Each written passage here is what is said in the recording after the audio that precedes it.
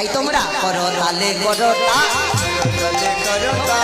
করো তালে করো তাল, মানব জীবন ধন্য হবে করো তালে করো তাল, পাপ তাপ দূরে যাবে করো তালে করো তাল। এই যে করতালি করছে, লাভটা কি আমাদের? লাভটা কি আমাদের? আমাদের না আপনাদের? একটা গাছের মধ্যে যদি অনেকগুলো পাখি বসে থাকে আর আপনি গিয়ে যদি গাছের নিচে করতালি করে, তাহলে কি হবে? পাখিগুলো থাকবে? আর থাকবে? সব পাখি উড়াল দিয়ে দৌড়ে পালাবে, তাই না? তো এই দেহটাকেও মহাজন একটা বৃক্ষের সঙ্গে তুলনা করলে, এই দেহ বৃক্ষের মধ্যে শত শত পাপ পক্ষী বসবাস করছে।